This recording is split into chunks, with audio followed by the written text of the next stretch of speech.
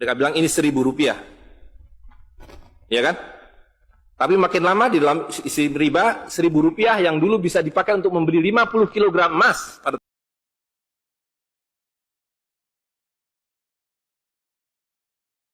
tahun 46, ketika pertama kali diberikan rupiah, hari ini diberikan tukang parkir pun tidak mau. Maka mereka ganti gambarnya dengan Soekarno-Hatta, nolnya ditambah 2, menjadi 100.000. Yang 99.000 dari mana? Ya kan? 99.000 dari mana? Dan kalau ini kita belah 2, dibelah 4, mau saya kasih 4 mahasiswa. Kemana samannya tadi itu nilainya? Ya, ini seperti sihirnya Fir'aun yang menjadikan tali sebagai ular. Nah, orang Amerika bilang, pedagang Amerika, saya juga punya kertas sendiri, namanya greenback. Tapi kertas saya punya 10.000 kali lipat dari kertas saudara.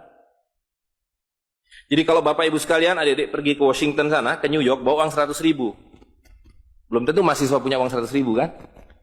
Harus bekerja 2 hari untuk mendapatkan uang 100.000. Pergi ke Washington, saya mau beli Coca-Cola 1 botol. Apa mereka bilang? Apa mereka bilang? Ini kertas funny. This is funny paper. Gak laku. Tapi siapapun datang ke Ternate dengan $100, you punya cengkeh, berikan pada saya. Saya mau beli, you punya Coca-Cola, tapi saya minta 1 truk. Apa yang kita lakukan? Kita berikan Coca-Cola 1 truk, karena mereka bilang, mereka bisa yakinkan kita, selembar kertas mereka 10.000 kali lipat dari lembar kertas kita. Dan mereka bilang, kita punya kertas tidak laku, mereka punya kertas laku di seluruh dunia. Betul nggak? Dengan cara itulah seluruh cengkeh Ternate habis.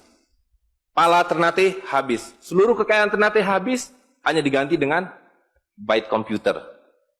Dengan cara itulah kemiskinan dan pemiskinan dilakukan oleh para bankir. Jadi banking is crime. And bankers are the criminal. Dengan sihir ini. Ya. Nah, dan ini baru satu fase. Saya minta satu tahap lagi untuk menjelaskan dengan uang kertas yang sudah merupakan kezoliman ini, ya, itu menjadi berlipat ganda zolimnya melalui banking system, di mana ini digelembungkan.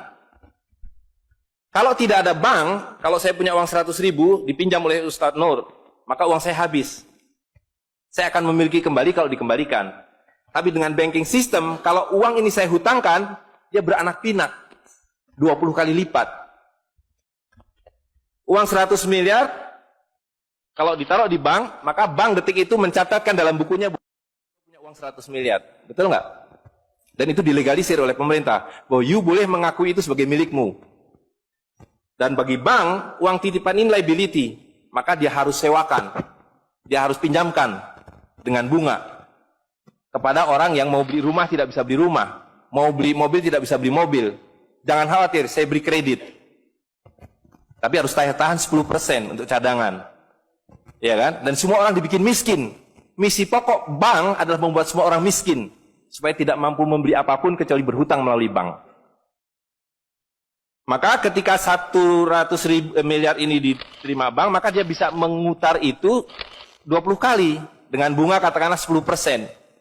Maka dia akan mendapatkan dari bunganya saja 180 miliar. Jadi kalau bank bilang saya ngasih bunga hanya 10%, dia akan dapatkan 200%. Dan dari pokoknya yang dia putar itu, maka dia akan dapatkan 20 kali 90 miliar. Coba lihat, maka terciptalah uang 1,9 triliun, hampir 2.000 triliun. Padahal uangnya berapa tadi? 200 miliar. Yang 1,8 triliun dari mana? Angin, sihir. Tidak ada. Itu sebabnya setiap bank dijaga oleh satpam. Supaya mengesankan bahwa di bank ada uang. Tidak ada uang di bank. Itu kenapa setiap pegawai bank pakai jas, pakai dasi. Supaya orang yakin bahwa uangnya dijaga dengan baik. Karena di situ tidak ada uang. Dan itu sepenuhnya pengelabuan. Jadi bank itu adalah arisan berantai. Kalau kita datang mengambil uang, tapi orang bisa bilang, tapi kalau saya ngambil uang di bank kok ada? Uang siapa yang diberikan? Uang Anda sudah nggak ada. Jadi orang percaya bahwa bank adalah tempat yang paling aman menyimpan uang. Bank adalah tempat paling tidak aman menyimpan uang. Belum Anda keluar dari pintu bank, uang Anda sudah nggak ada. Membuktikannya gampang. Datang pada hari yang sama, minta saya mau ambil uang saya hari ini. Potong telinga saya kalau Anda dapat uang, kecuali 10% dari nasabah. Bisa dipahami? Ya, uangnya tidak ada. Itu. Nah, tapi yang perlu dipahami adalah akibatnya. Kalau kita tadi punya uang 100.000, di sini ada satu handphone, maka berapa harga handphone ini? Ceteris paribus kata ekonom. Maka harga handphone ini ada 100.000, ya kan? Tapi ketika ini digelembungkan menjadi 2 juta, sementara sumber daya alamnya tetap, berapa harga handphone ini? Menjadi 2 juta. Dan itu mereka bilang inflasi.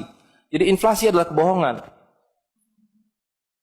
Lihat ya, dulu ketika Republik Indonesia didirikan, uang yang pertama dicetak adalah 1 sen, paling besar 100 rupiah. 600 rupiah. Uang 1.000 pernah didesain tapi tidak dicetak karena terlalu besar. Karena dengan 1.000 Anda sudah dapat beli emas setengah kilo. Pada waktu itu 1 gram emas hanya 2 rupiah. Dan mereka berjanji, jangan khawatir, setiap rupiah saya jamin dengan 1,5 gram emas. Sampai sekarang itu berlaku undang-undang tahun 46. Nah tapi lihat, karena uang kertas itu sihir, dicetak makin banyak, nilainya merosot. Bebeknya mah tetap, cengkehnya tetap, palanya tetap, tapi nilai uang yang merosot. Maka mulai tahun 52, ini pertama kali by the way, ini Bank Indonesia baru muncul tahun 52. Bank Sentral Republik Indonesia itu bukan Bank Indonesia, dulu namanya BNI 46. Tapi Belanda tidak mau. You mau merdeka, you mesti nurut saya. Hentikan BNI 46, ganti dengan bank saya, The Jeffers Bank, menjadi Bank Indonesia. Dan hentikan uang Republik Indonesia, ganti dengan uang saya, Guilders, yang kemudian berubah menjadi uang Bank Indonesia. Oke? Nah, begitu muncul tahun 52, rupiah sudah mulai tidak laku. Dibikinlah uang 1.000 rupiah. Ringkas cerita, tahun 57, uang 1.000 sudah mulai tidak laku. Dibuatlah 2.500 rupiah. Dibuatlah uang 5.000, pertama kali muncul 64, uang 10.000 rupiah. Pak Karno bilang, kita sudah terlalu miskin.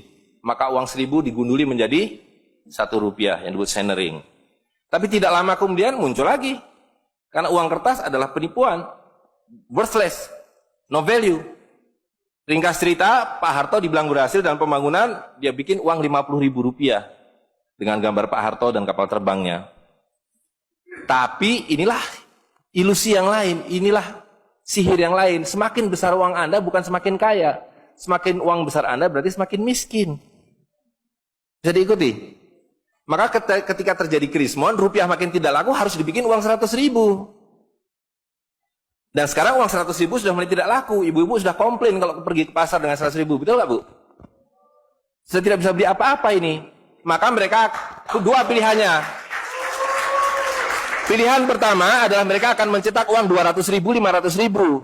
Tapi tidak mungkin. Komputer sudah nggak bisa menghitung. Kalkulator nggak bisa menghitung. Hang. Terlalu banyak nolnya. Pilihan kedua adalah digunduli nolnya. Redenominasi. Jadi redenominasi itu bukan untuk mengatasi inflasi, tapi untuk menutupi inflasi.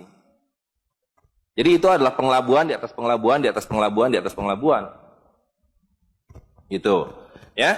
Jadi secara real, uang 100.000 ini dulu ketika Pak Harto masih berkuasa, menjelang jatuh itu, kalau dibelikan telur, dapat 50 kilo. Masih ada yang ingat gak, Bu? Kalau ibu-ibu ingat pasti. 1 kilo telur harganya 2.000 rupiah. Begitu Pak Harto jatuh, dibilang ini gara-gara krismon, uangnya sama. Walaupun ini belum ada waktu itu, karena ini masih 50.000 aja udah besar waktu itu. Uang yang sama dengan telur yang sama, tiba-tiba dibawa ke pasar, saya mau beli telur. Bu, hari ini tidak dapat 50 kilo lagi. Hari ini cuma dapat 13 kilo. Karena daya belinya, telur sekarang 7.500. Dan hari ini, kalau di pasar Ternate berapa, Bu, harga telur sekilo? Hari ini.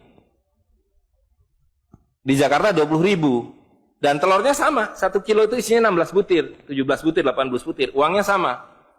Tapi hari ini kalau dibelikan telur hanya dapat 5 kilo. Kemana yang 45 kilo? Itu yang mereka rampok. Itu yang mereka rampok. Dengan melalui apa yang mereka sebut inflasi. Tapi sebenarnya dengan cara penggelembungan uang. Kertas yang terus-menerus nilai. Nah, satu lagi Pak ya, saya minta ini karena ini penting sekali. Ini penting sekali. Nah, sistem zalim ini kemudian difikskan dalam satu sistem politik yang disebut nation state pada level global, kan judulnya kan globalisasi uang. Jadi negara bangsa itu diciptakan oleh para bankir pada abad ke-20. Jadi waktu Indonesia merdeka, Singapura merdeka, Malaysia merdeka, Afrika merdeka, itu bukan kemerdekaan spontan, tapi didesain. Didesain karena kalau dulu mereka mau merampas cengkeh orang Ternate, mau merampas kepala orang Ternate, dia harus bawa serdadu ke sini, dia harus ambil cengkeh dan kepalanya. Repot kan? Maka dengan menciptakan uang kertas, mereka tetap bisa mengambil cengkeh orang Ternate, mengambil kepala orang Ternate tanpa harus kirim serdadu di sini. Dan karena itu saya kasih merdeka. Tapi satu mesti bikin bank sentral, kedua pakai uang kertas. Supaya saya tetap bisa membeli 1 barel minyak Anda dengan harga